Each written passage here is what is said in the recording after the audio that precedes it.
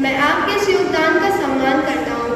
मुझे लगता है कि भारत को स्वतंत्रता सत्य और अहिंसा के रास्ते पर चलते हुए ही प्राप्त होनी चाहिए। गांधी जी, मुझे आपके सत्याग्रह और अहिंसा के सिद्धांतों से कोई आपत्ति नहीं है। भारतीय लोगों को केवल राजनीतिक आज़ादी की ही नहीं, बल्कि शिक्षा और सामाजिक सुधारों की भी आवश्यकता है।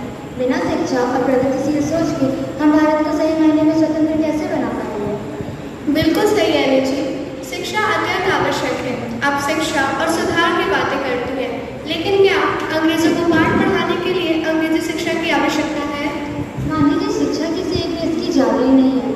हाँ, मैंने माना कि मैंने अंग्रेजी शिक्षा को बढ़ावा दिया है, पर मेरा उद्देश्य यह था कि भारतीय लोग खुद अपनी तकदीर का फैसला कर सकें।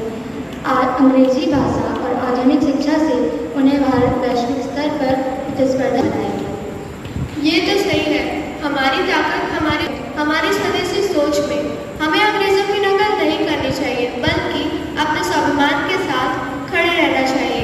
खादी पहनने और असहयोग से भी हम स्वतंत्रता प्राप्त कर सकते हैं। खादी से आत्मनिर्भरता तो मिलेगी, लेकिन सिर्फ वस्त्र बदल लेने से समाज की सोच नहीं बदलेगी।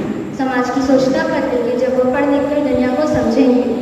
स्वदेशी का मतलब सिर्फ वस्त्र ही नहीं, हमारे विचारों में भी आधुनिकता लानी होगी। लेकिन क्या आनी जी, सादगी और अहिंसा से बड़ी कोई शिक्षा हो सकती है? मेरा मानना है कि मुक्ति सदैव सत्य और अहिंसा से ही मिल सकती है। क्या आप मानते हैं कि हर मुद्दा केवल अहिंसा से हल हो सकता है? कभी कभी आपको ब्रिटिश सरकार से समझौता भी करना पड़ सकता है, जैसे मैंने होम रूल लीग के जरिए संवैधानिक सुधारों की वकालत की थी। आपके तरीके हो सकता है समय के साथ परिणाम दे, लेकिन मेरा मानना है कि जनता की आत्मा की आवाज़ अधिक प्रभावी होती है। जब लोग अपने हक के लिए खड़े होंगे तो सत्ता की गलियारें गूंज उठेंगी। आप उन्हें शिक्षा और अहिंसा सिखाना चाहती हैं, लेकिन मैं उन्हें इसी शांति और भाईचारे के साथ लड़ना सिखाना चाहता हूँ। गांधी जी, आप एक विद्रोही संत हैं और मैं एक सुधारवादी क्रांतिकारी। शायद यही हमारी खूबसूरती है। हम दोनों एक ही लक्ष्य के लिए दो अलग अलग रास्ते पर हैं। हमें हमारे दृष्टिकोण को एक साथ लाने की आवश्यकता है। हो सकता है आपकी शिक्षा और मेरा सत्याग्रह मिलकर इस देश को नई दिशा दे सकते हैं। आखिरकार हमारी लड़ाई बाहर के दुश्मनों से नहीं, अंदर की कमजोरियों से है। और ये वह आज़ादी होगी जिसे हम दोनों प्राप्त करना चाहते हैं, भीतर की और बाहर की। धन्यवाद।